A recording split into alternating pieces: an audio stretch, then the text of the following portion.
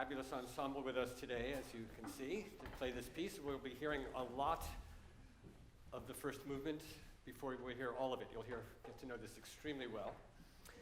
You know, Beethoven wrote this when he was 28. How old are you, Ben? 22. 22? Okay. You're 28? I was hoping you would be. Okay, just stand up for 1 second. Just stand up for a second. This is a 28-year-old? This is what you have to look forward to. More 5 o'clock shadow than you now have. Danny and I have known each other for probably 35 years or something crazy like that.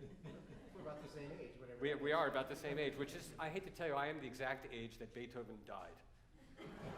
It's true. So you're the age when he wrote this piece, Opus 9.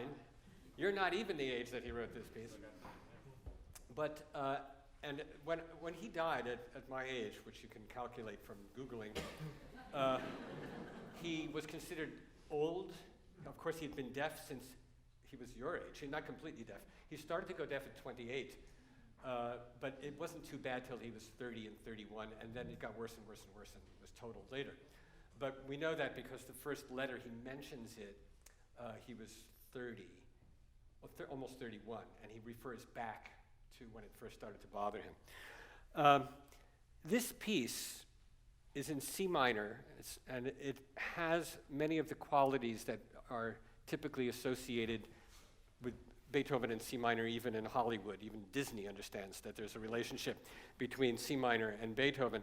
C minor seems to be his heroic key, his dramatic key. It can be overstated because the Appassionato Sonata is in F minor, the Serioso Quartet is in F minor, the Opus 131 is in C sharp minor. These are great minor pieces, too. And the theme, supposedly, of these lectures is great minor pieces or major minor works.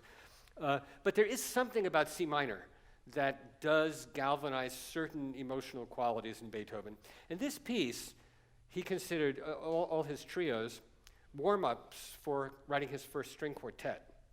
This is an amazing warm-up because it is a phenomenal trio. And you don't even, I hate to say it, you don't even miss the second violin in this piece. Do you? Some of these double stops. Yeah, it gets tricky. Do you miss the second violin? Oh, no. Not at all. Now, the drama in this piece is of a certain type. Some of it is the C minor type, and some of it is larger than that. I'm going to talk about in great detail some of the things he wrote. I think before I say anything, though, we should hear the entire exposition. It's not a terribly long piece, so this is from bar 1 straight through to the end of the exposition of the piece when it starts to go into development, okay?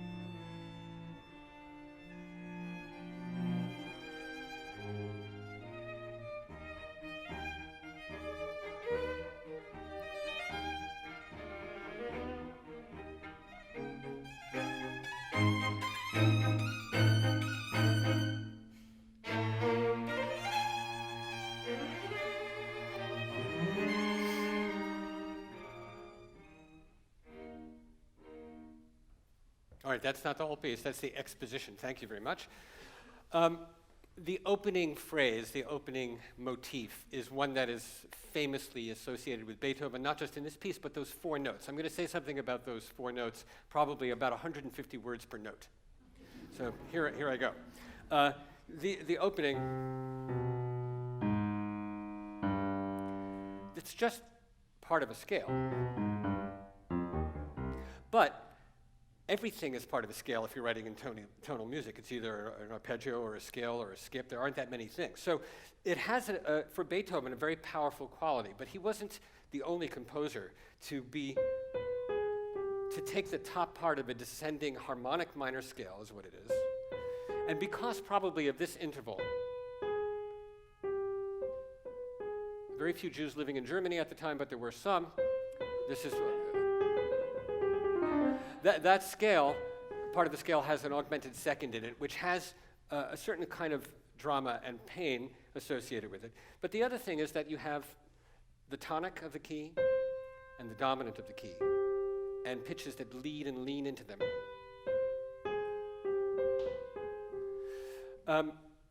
Mozart's Fantasy in C minor starts like this.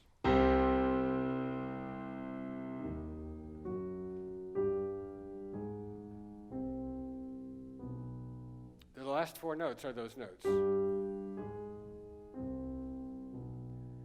Now, it's not that amazing, but it also is somewhat amazing, because Beethoven used it over and over and over, and I'll play some examples, as the beginnings of pieces. Here is Opus 131, 30 years later.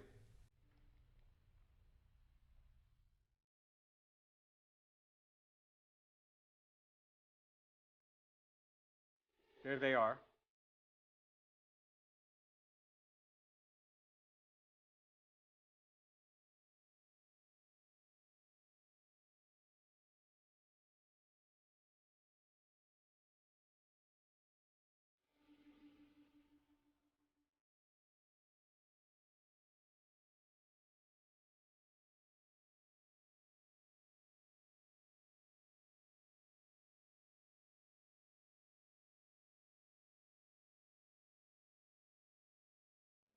Okay, you get the idea. I'm sorry about stopping things.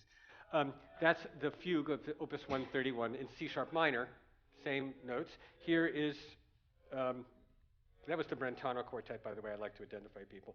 This is 132, the opening of the quartet in A minor, exactly the same notes, not in the same order. Instead of, you'll hear those notes in a different order with some octave changes.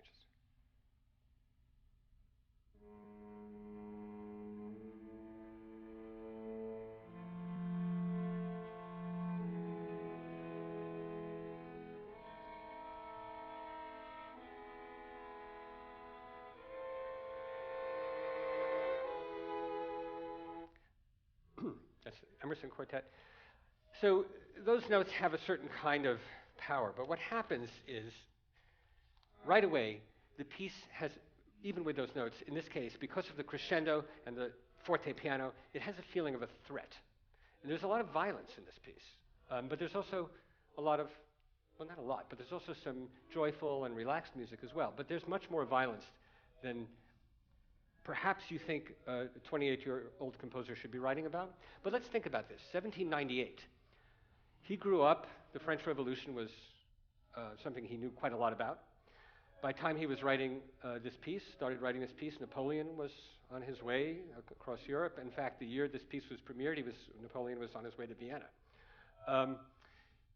There was a lot of violence everywhere, but what you might not realize, even if you know your history, is that Beethoven felt it even personally in Vienna, just as a citizen, because the police, this is pre-Metternich. Metternich came into power in 1809. This is 1798. Even then, there was a sense that an average citizen could be stopped, like instead of Vienna, you were in Arizona, for example. Listen to this comment. This is Beethoven writing in 1794, closer to your age than yours. He says, "Here they have been arresting several persons of importance. They say that a revolution was about to break out. But I believe that as long as the Austrians have brown beer and sausages, they'll never revolt." That's exactly what people say now. Not about brown beer and sausages, but they say as long as people have sitcoms and fast food. They do. Okay, moving right along. The next thing says, same letter. They say that the gates to the suburbs are to be locked at 10 o'clock each night. The soldiers keep their arms well loaded. One must not talk too loudly or the police give him lodgings for the night.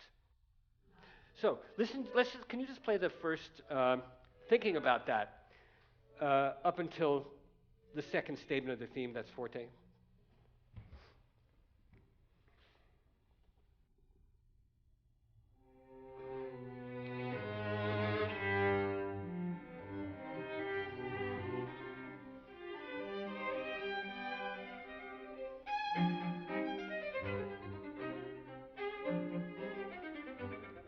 Okay, now I'm not saying this is necessarily about anything, but it's important to know there's always that argument, is music about anything or is it not? It's both, always, because it is not necessarily on the surface programmatic. Beethoven isn't writing about the police or Napoleon coming to Vienna, but his life influences his moods, his thoughts, and the unconscious synthesis of what is going on in the world and the person he becomes makes him write the music that he writes, and his sensitivities to those things.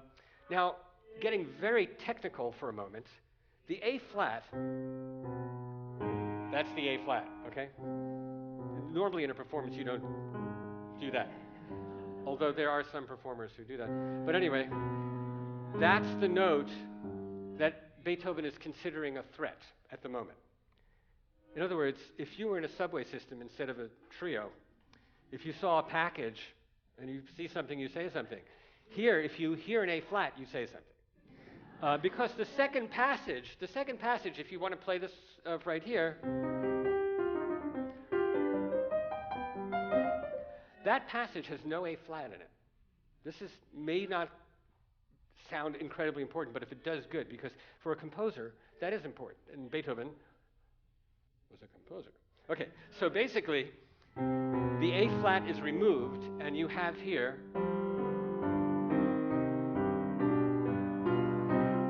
and then up an octave, all the notes except A flat in the key. There's the A flat, by itself, high with a sforzando. And then it comes stumbling down, and another one in the viola. Okay, and then it comes back like this, and instead of doing, now the A flat is integrated into the next passage. Now this is detail. I'm not asking that you listen to absolutely hear that necessarily, but you might. But the thing is, Beethoven is taking the A flat, the important note of the first four notes, the note that makes it what it is. If you take it out and make it natural, it's in major. I could have made it B flat too, but that would be modal, and Beethoven didn't think about that for another 32 years. Okay. But here, that's the note that he says, take that note away. He reported it to the police. It's gone.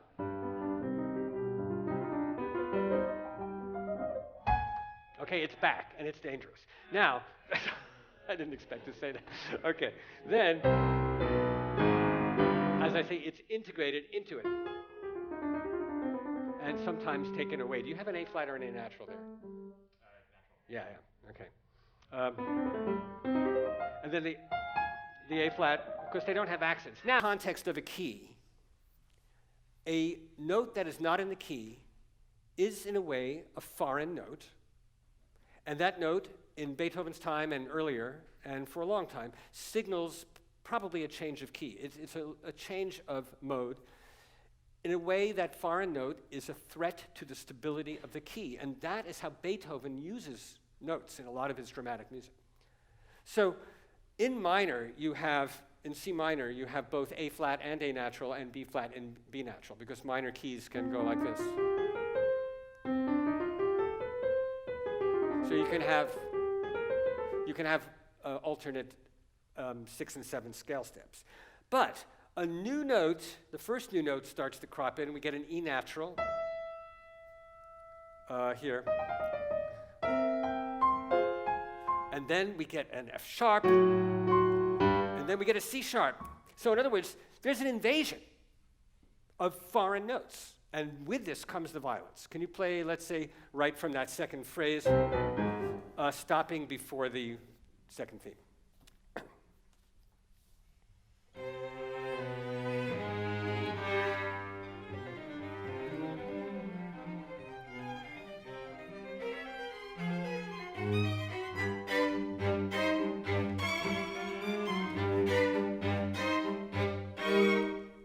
Okay, all of that is caused, the rhythm, the silences, the large leaps of octaves, it's caused by the foreign notes. The alarm in the instruments is caused by an E natural, an F sharp, and a C sharp. You see what I mean? Now, as music gets more chromatic, more infiltrated in a way with flats and sharps and naturals that are not in the key, and it becomes accepted, like in the foray that we talked about, where he flirts with many different keys. Even in the Smetna, which has lots of modulations in it that happen quite frequently compared to in this early Beethoven, or in Beethoven in general. As that happens, the power of one note is lessened, and instead you have whole keys and references to whole areas changing the fabric of the music. But in Beethoven's music, one accidental is reason for alarm. And that's part of the power of how he writes. That's true in Mozart and Haydn, too. It's not his own language, of course, but he uses it with great effect. Now, for example, that section that you just heard, I'll just play something on the piano to make a point. The first time you hear a C sharp, that C sharp is really part of a diminished chord. If it were orchestral, he might have written a bigger chord. And then when it comes back, it's part of a dominant seventh chord. In other words, he changes the context of the note. Now, do you remember in the Smetna, we heard a theme that seemed, at first, when the violin first plays it, it seems kind of disruptive and violent and scary and sad. And when it comes back later, he tones it down because of the change of key, and it's piano and it's delicate. It's changing the context of an idea, even here, changing the context of a note is a very important aspect of the music. So the context of the note is the diminished chord is a threat. And I really mean that. Beethoven wrote in a letter that the diminished seventh chord is the scariest chord he knows. Now, it's not as scary for us only because so much music has gone by, and it has been used by so many composers since Beethoven's time. It existed way before Beethoven. I mean, they're all over Bach. I don't mean they're all over Bach. They're all over his music. And it also is the chord of the silent movie. Those are all diminished chords. So anybody who has ever heard that, it's unfortunately the evil train kind of scenario is always, those are all diminished seventh chords. And that took a lot of power away. So in a way, movie music has, over time, and it continues to drain serious composition of its vocabulary. I'm serious. It still does that. Rare examples of a real composer writing for film, but most of the time it's grabbing, this is a slight tirade, grabbing great ideas from earlier music, using them to serve an image, and degrading the vocabulary, which then you come back to it in a real piece and you go, oh, I know that movie. But anyway. Now basically, the change from the C sharp of the diminished chord to redefining it as a D flat allows him to go to a nice, stable, comfortable major key. But what key is it? A flat. Do you understand the problem? A flat was the threatening note. A flat caused the problems. Then the C sharp comes in, and he mitigates it by making it a D flat and giving us a new key where everything's fine. But that key is A flat. Now, do you think that we're supposed to feel unrest about that? Probably not. But for Beethoven, is there irony? Absolutely. And for a musician thinking about it, and now you have heard this, there is irony there, definitely. I always say to the question that somebody might be thinking, did Beethoven think of that? I always feel that if I can think of it, he definitely thought of it. Okay, that's my way out of that one. Okay, now, By the way, this music, can you just play this thing one more time? The one we just did. Yeah, the first one.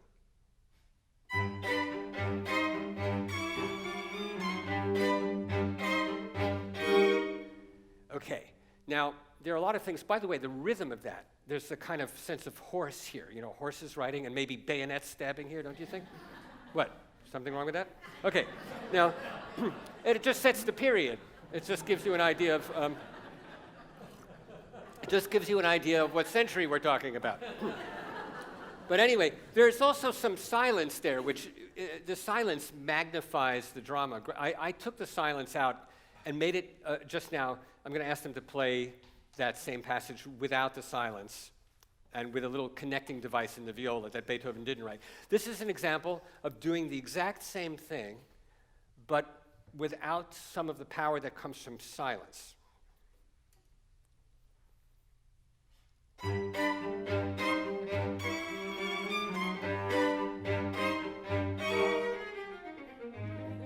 see that? See that little thing there? You think that's trivial? That's not trivial. That's the kind of thing that Beethoven could certainly have done that, and perhaps had he shown it to a composition teacher, and he had quite a few of them, because he didn't really like any of them, including Haydn. Had he shown it to Albrechtsberger, he might have said, why are you having this big silence here? I mean, who knows? Why don't you connect it and makes a smoother modulation? I don't know that he would have said it, but that's the kind of thing that you might get to smooth it over, and it takes the blood right out of it, because silence is extremely important. Now, once we get to the second theme, isn't this just the greatest tune you ever heard?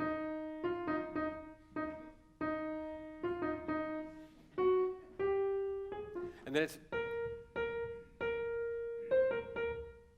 See, it's not a matter of how great the tune is, it's all context. We've had a lot of drama in a very short space of time. We've had violence, we've had a change of key that is a threat which then gets calmed down. It's almost like he prevented a terrorist attack of the piece going to D minor. Because it could have. It could have. Oh, I should have written that for you. But it's like, could have gone to D minor. Hijacked. And then we'd have to go, who knows what would have happened. Okay, but instead of going there, he knows going from C minor to D minor is no good. So he gets out of it, but with this strange idea, which he uses in a lot of his music, especially Opus 95. He loves to turn that around and become a motif. But here, and redefining it as D flat. So in a sense, there was a C-sharp threat that has been completely calmed down. Now, therefore, he doesn't need a great melody here because it's such relief. But that melody is based on something we've already heard. First we have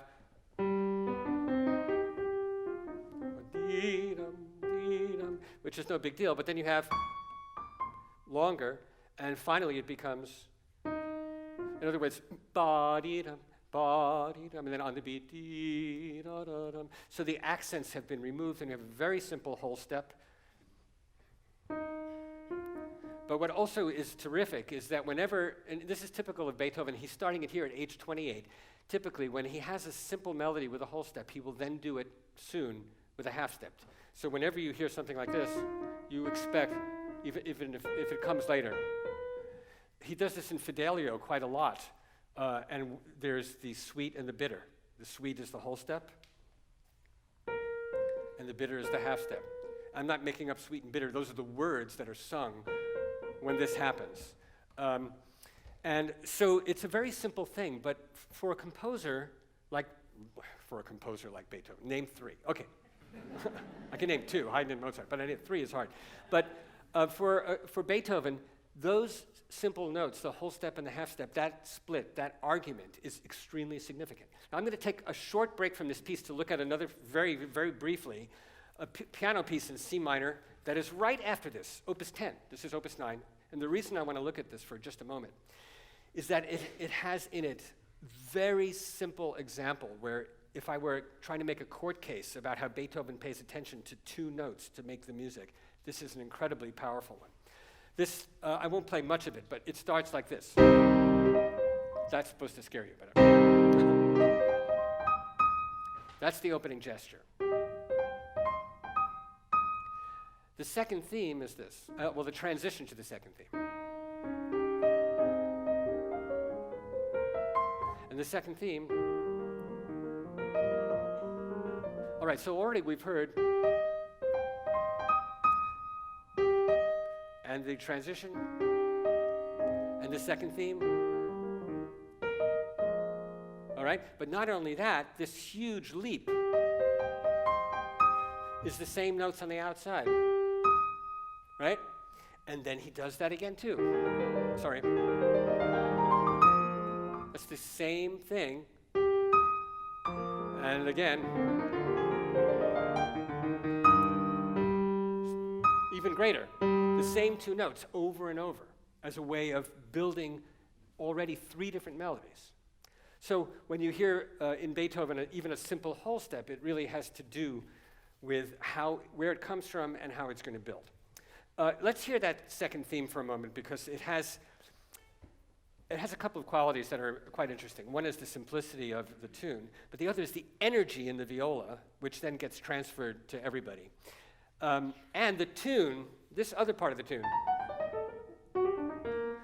is really just, right? But each note has an appoggiatura, which is interesting from a compositional point of view, Beethoven's sense of humor. Those are all half steps, and you get another little chord in there. You know, you don't hear that exactly, but there's something funny about the way he's avoiding keys, and then you get all of these hidden half steps. At least I find that funny. Okay, let's hear that section right there. Until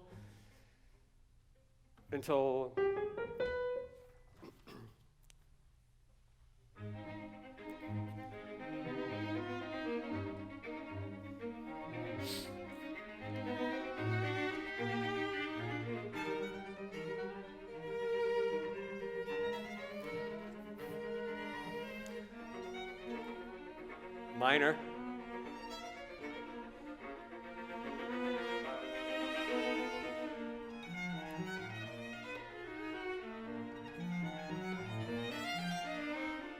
Okay, now that's great. You heard how it went to minor, because the threat doesn't really go away for the people who are paying attention. It would actually be a weaker piece by a lot if you had that threatening, scary C minor music. It modulated to A flat and just was all charming and lovely, without that slight change to minor right there. That's very, very significant. Something he definitely heard in Mozart's music. Mozart sometimes does that with just a very brief passage, even a bar, where something will go minor and come out of it. And that he passes on to Schubert, who makes it an enormous part of his repertoire. Now, there's a whole section here that some people don't like. After this cadence, we could actually skip a lot of music and go, can you try, I didn't ask you to do that, can you try doing that gigantic skip of 1, 2, 3, 4, 5, 6, 7, 8 or so measures? Go backing up to a little bit.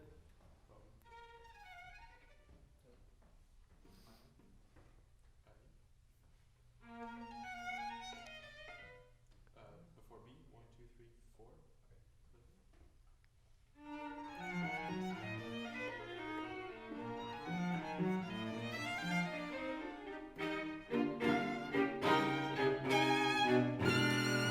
Great. You didn't miss anything, did you? Now, that doesn't mean... I took out this little passage that is actually a humorous passage, which says a lot about Beethoven, and believe me, I'll say a lot about what it says about Beethoven in just a second. But basically, it's a somewhat academic-sounding passage. Let's hear just the passage we cut out. By academic, I mean a display of certain conventions.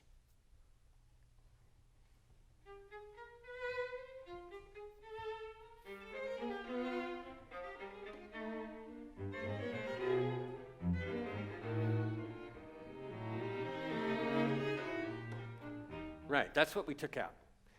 That is a lot less dramatic than everything else in the piece. It comes back, as it should in a sonata form. It comes back when it needs to. What is that doing there? Does he need comic relief here? And what's funny about it, aside from how conventional it is? Do you think he would go back and cut it now? I don't know. I'll tell you what I think is very humorous about it, and it's purely from a compositional standpoint. The theme is this.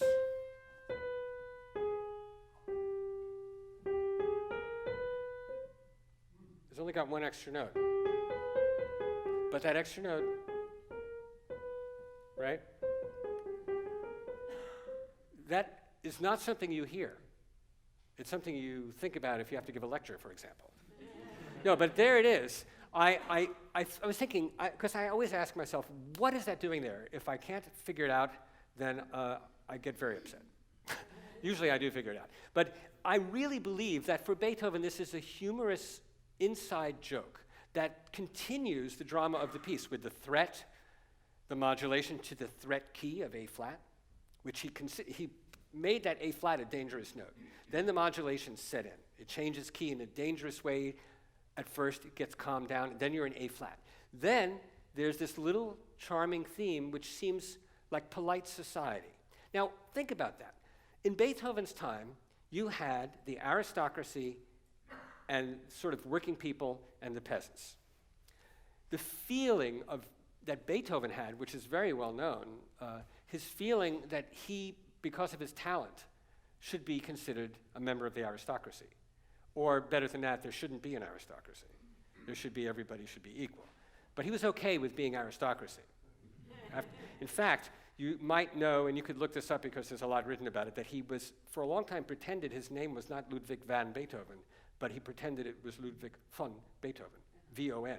V-O-N is the nobility of Germany. V-A-N is a Dutch and Flemish.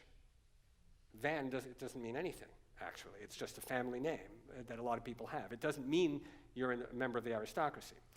He used it all the way up through the court trial where he tried to take charge of his deceased brother's son, his own nephew, Karl. He was actually finally called on it. Is it van or fun? And he had to admit.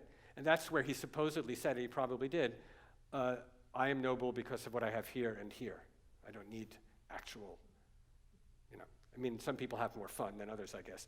But it's a joke. Fun. V-O-N. Okay. But anyway, he just wanted to have fun. Okay. There, that's the way to tell the joke. We got to work on these things. All right. But basically, I think that for Beethoven, polite society and correct composition makes an appearance in a perfect little spot for that. In a way, it feels like it's weakening the drama of the composition. At the same time, it seems to me to be a comment on that dichotomy of the aristocracy and the drama of real life for many people. He did not yet have students of the nobility, but he did have one famous student eventually, the Archduke Rudolph. And he taught, by one student, I mean one composition student. He was the only composition student that saw Beethoven more than once. He saw them many times. And he actually liked him. He didn't really like his music very much, but he did encourage him to compose, and he gave him serious lessons. In fact, there's a famous letter where the Archduke Rudolph sent him a composition, which in a way is this sort of thing, where you have simple imitation and everything is exactly as it should be. It's a little bit boring. And Beethoven, in a rare burst of diplomacy inspired by the fear of the aristocracy, which he never admitted to, said, "This is remarkable. I could never write such a thing."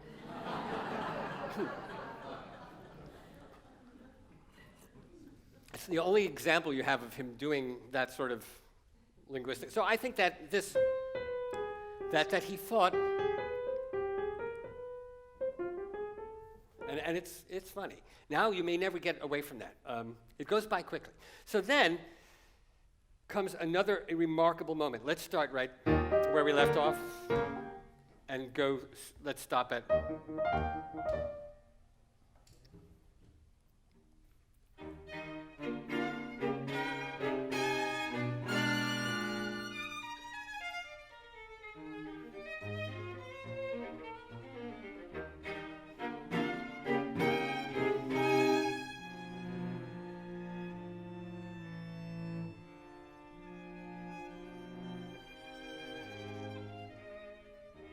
Okay, now you probably felt the strangeness of that, right?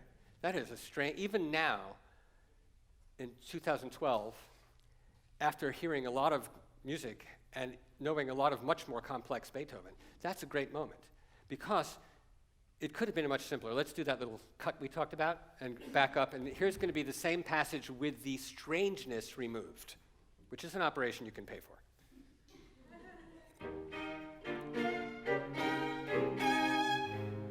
Oh, sorry, the second time. One more. That's okay, that's okay.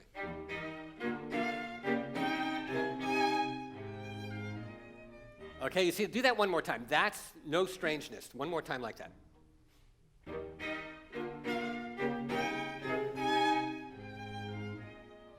Okay, now we put back what Beethoven wrote, which is an idea that has nothing to do with structure and form in the normal sense. It's just a brilliant idea. Let's hear that.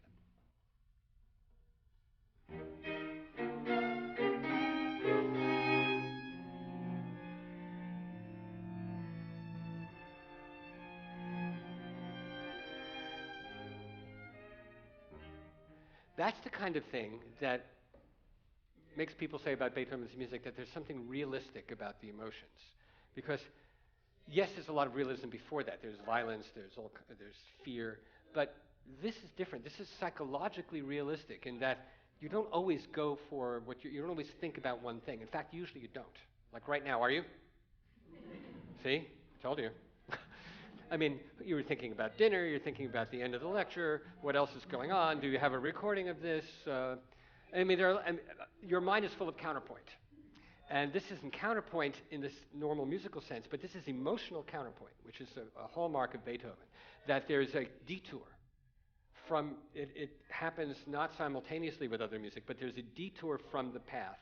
And he does this a lot. I'm going to give you a couple of other examples, but before that, let's go to the second time he does that, where it's brilliant because it's a detour, but this time he brings the theme in to the detour over and over and over as it changes key, but it seems like it's lost.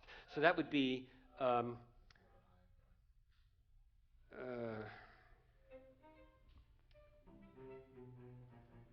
yeah, you can start at it's after D, right? Are you talking in the recap? I'm talking in the development section. Here, it's after D, 1, 2, 3, 4, 5, 6, 7, 8, 9, 10, 11, 12, 13, 14 after D. Oh, okay. But you need to build into it. So you might want to start on this thing. If you want to start there.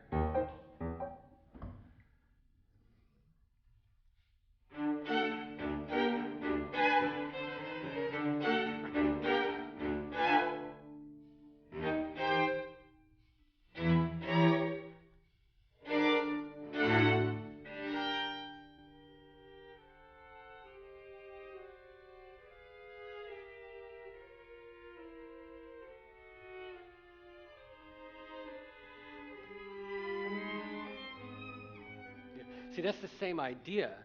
It's not the recapitulation, it's not the same thing, but it's the same idea of it becoming slightly derailed, becoming quiet, high in the register, almost like some kind of strange dream occurs in the middle of this dramatic music. He does this quite a lot. If you can just do one more time, just right here. Sorry, you know.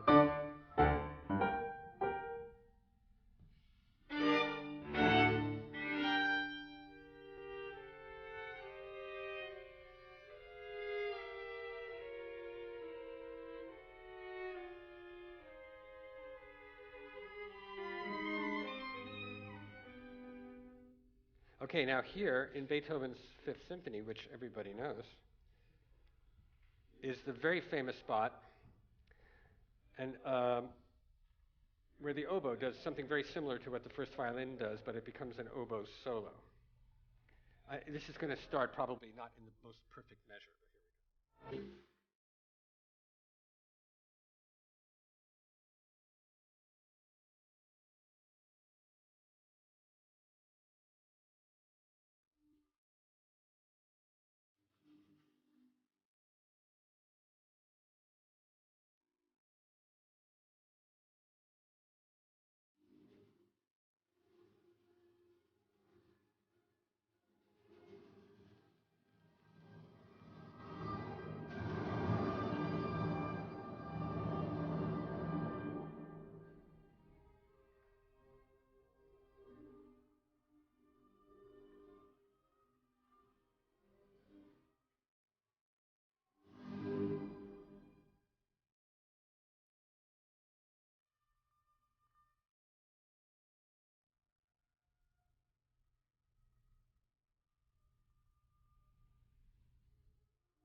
It's a very, very similar thing, which Beethoven does in many pieces.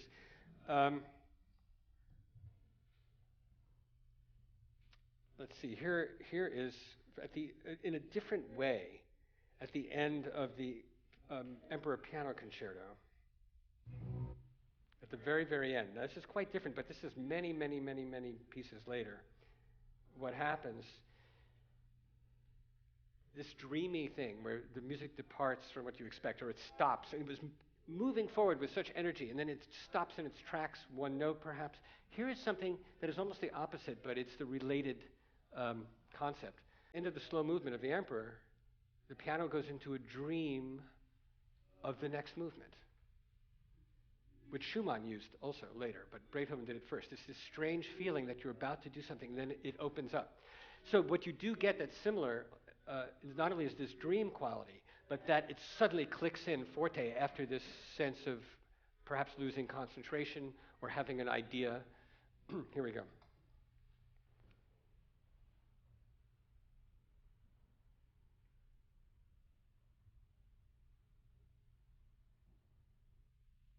It's very hard to do with your finger.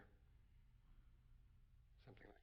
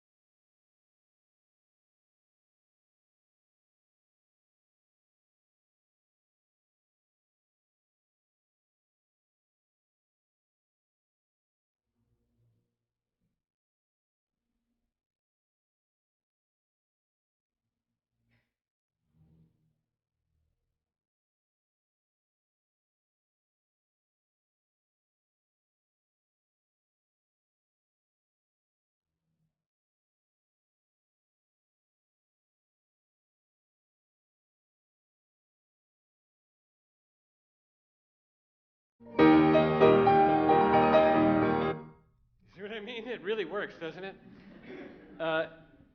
Here's another dream that is very famous from one of the piano sonatas from, what's incredibly famous about this is not only does it have that same dreamy, strange quality of breaking away from the thought process into some other zone, but Beethoven indicates to leave the pedal down through this whole thing. Now, the pedal that we have on a modern piano is much blurrier sounding than a pedal would have been in Beethoven's time, but it's still a strange marking. So I'm going to try to give the pedal effect. But this is from, let me give you the opus number. Opus 31, number 2. Not that much later, really.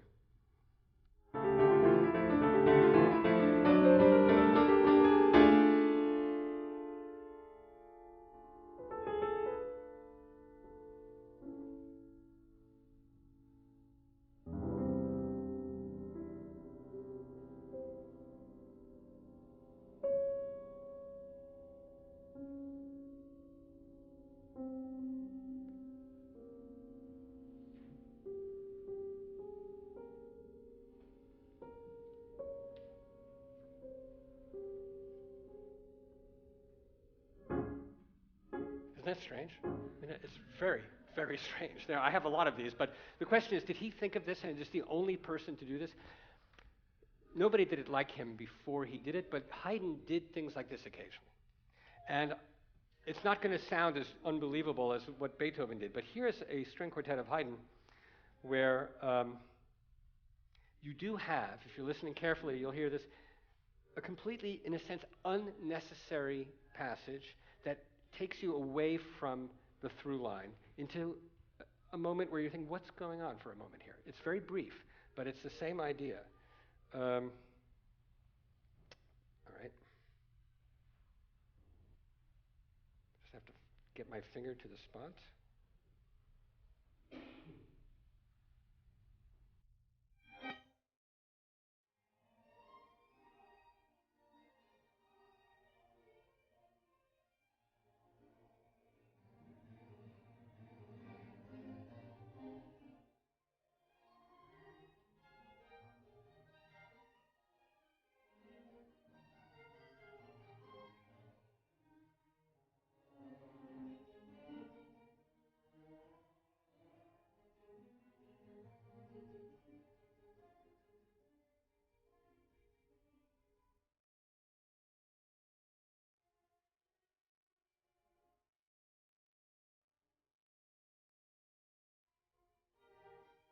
It's not the same, but it's close.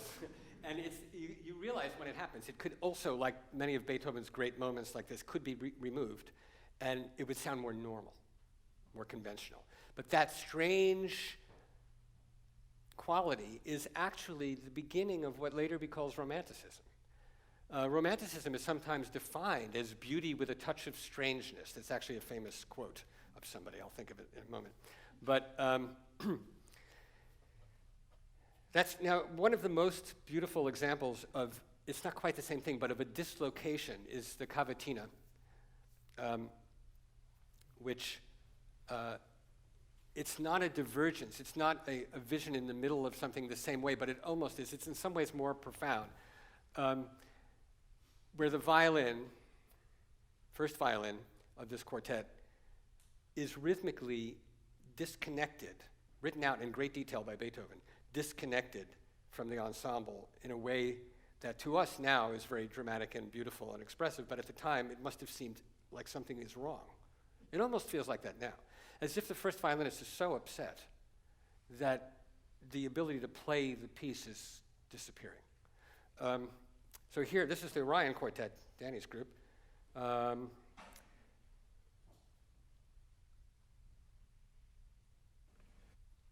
the middle of the piece here. It's Opus 130.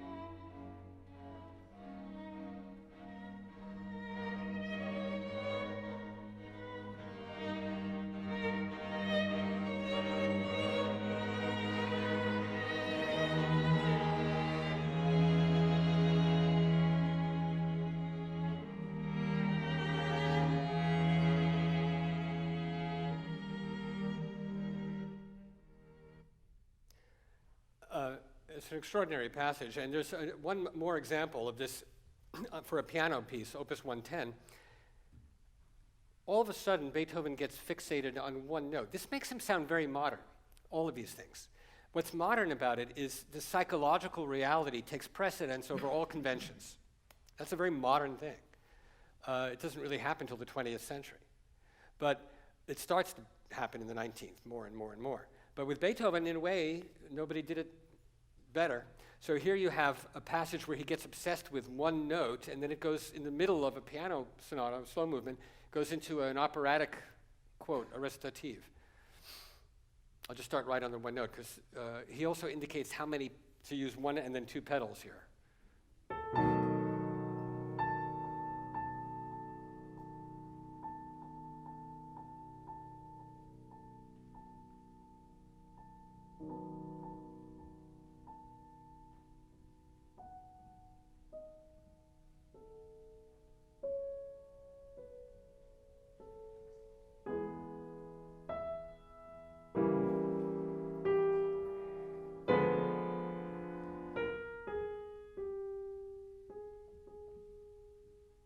And then just like the cavatina, it begins with the same exact feeling. These are the things that haunt him. It's amazing to hear this in Opus 9 at 28 years old. No, well, of course, Mozart was dead by 35, so what's your problem? So was Schubert dead at 31, and look at all that music. I don't see what your point is. Anyway, but basically, this is in miniature. Many of the greatest things that Beethoven does later happen in this piece. And so this, to me, some of the greatest things in this are these powerful violent modulations, which have then followed by humor, and these dislocations of time. Now, let's hear a little bit more of certain highlights. The development section begins with the theme in F minor, but it's harmonized. Now, you think about that. The opening had no chords. What would you do? I mean, really? It's kind of hard to do.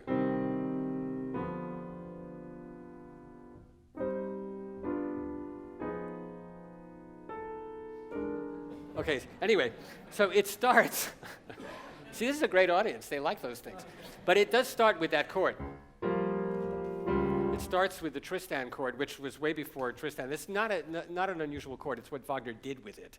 But it starts with what's called a half-diminished chord, only pretty much by Americans. Did you know that? Because it's one of those, it's so American to call it a half-diminished chord because it isn't half-diminished. It's 3/4 diminished. But we call it half-diminished. Anyway, right there.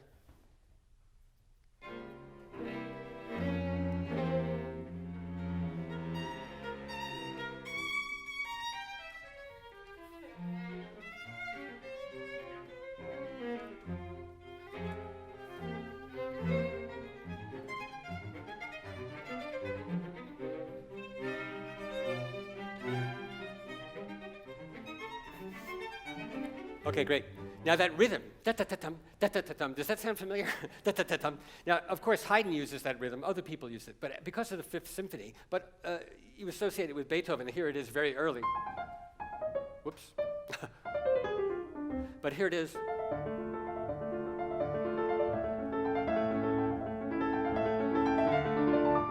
I mean, it's the same thing over and over and over. Da-da-da-dum. What does that come from? Well, it's something Beethoven learned from Bach, if you want to get purely musical about it, which is that a recurring rhythm allows you tremendous harmonic freedom to do extraordinary things. So you're concentrating only on harmony because the rhythm is being repeated.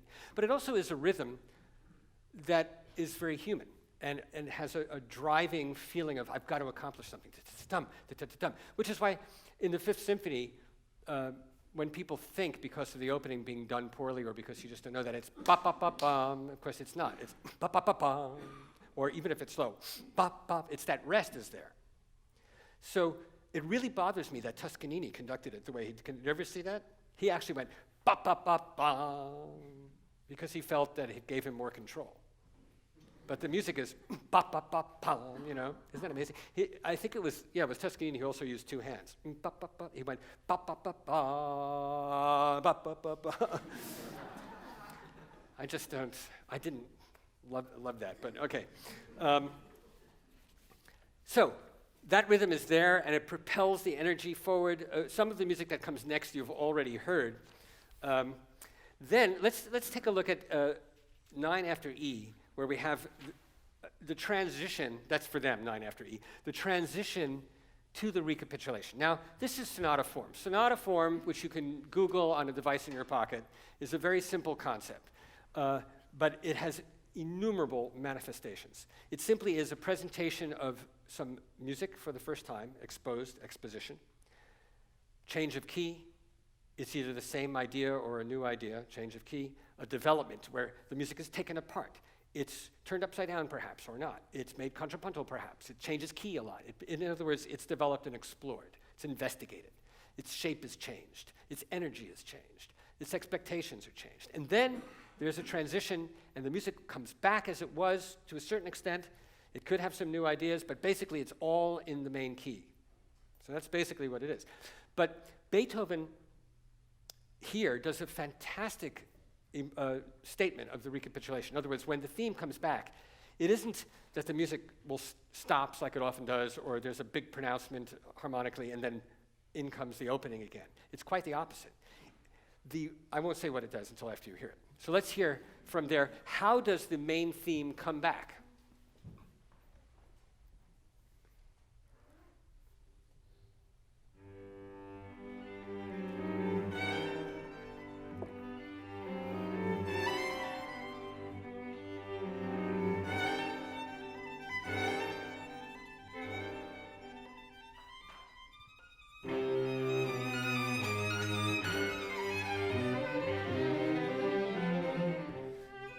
See that? So it's quite exciting because first you're hearing it over and over stated in the dominant here in the cello. Then they come crashing in, and the violin is still in the middle of the transition. And when the violinist finishes the transition, they're already on to the next phrase, which you catch up to them. In other words, it has an overlapping quality, which is extremely innovative. In such an early opus number, it's quite fantastic. Then you get a recapitulation, but all kinds of amazing things happen. You know, this theme, you hear the connection that I made of more as the cello does this. And then you get the way that fits in there does connect more with, because of this, connecting those themes that way. Why don't we hear that passage, maybe an H?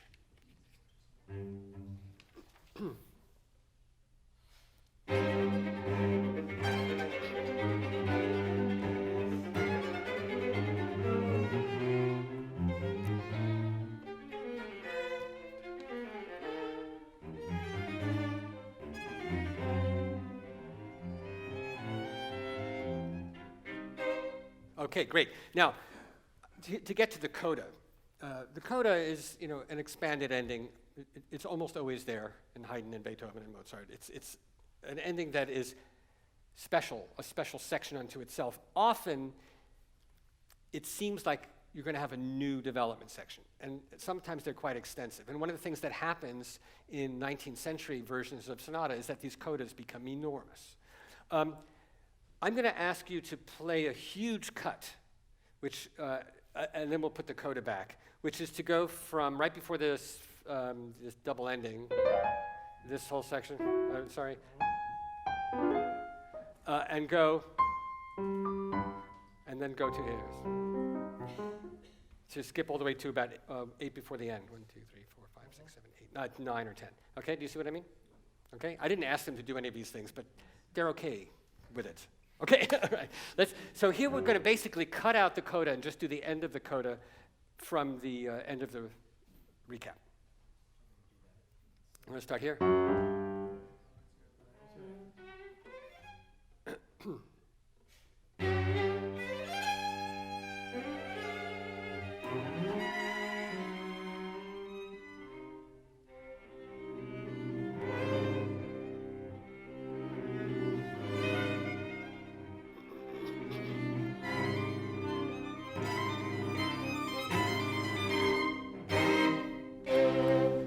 Had Beethoven done that, there's no harmonic problem, there's no thematic problem, it sounds fine.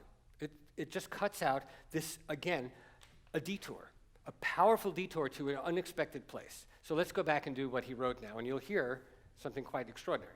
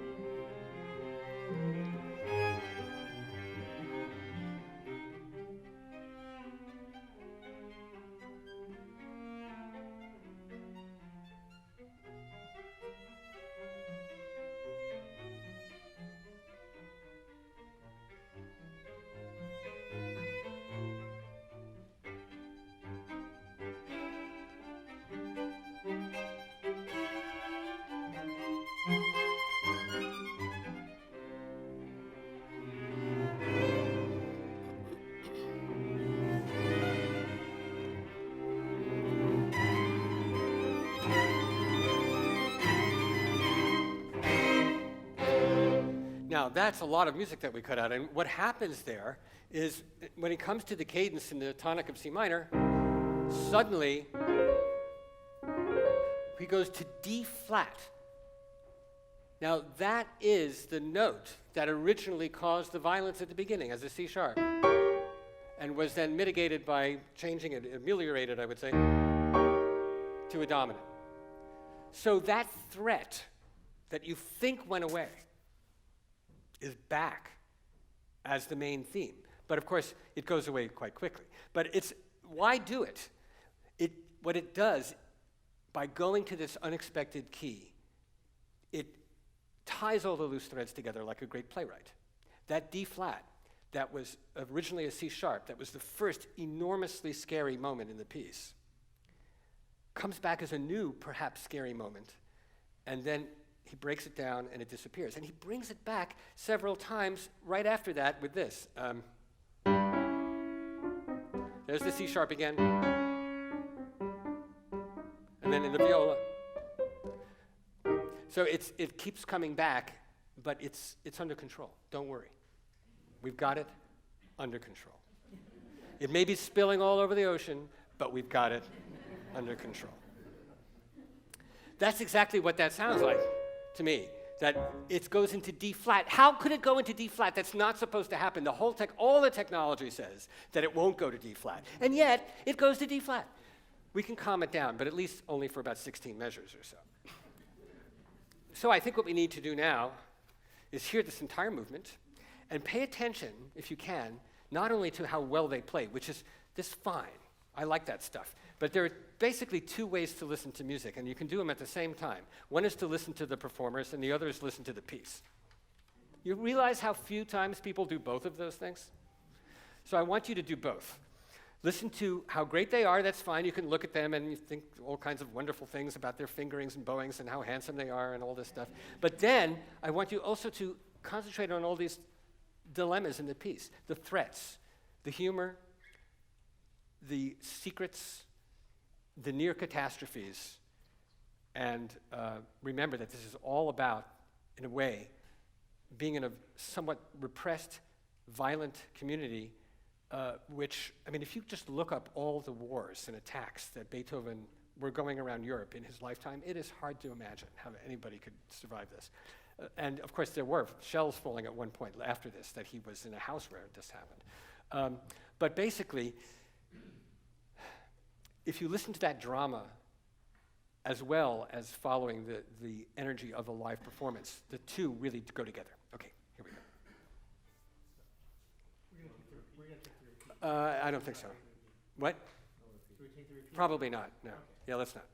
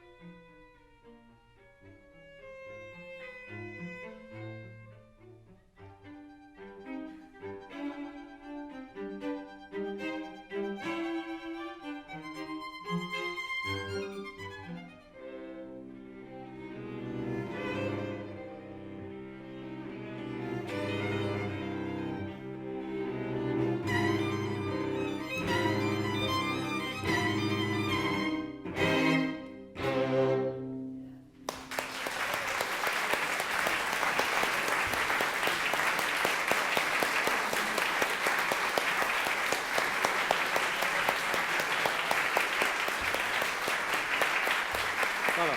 What is the date you're playing this? Okay. Thank you. They are actually playing this in a concert on our series in January, so you can check that out, these exact 3 people. Also on your chair, you might have gotten an invitation to a concert where I have a piece on with 2 Mozart pieces as part of our series, and also a nice piece by Steve Mackey. This is the last lecture until this spring.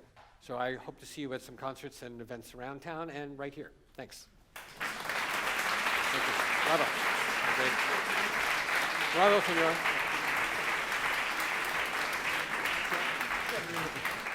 What is that thing? What is this? No, it's a viola. I haven't seen you play a viola in a while.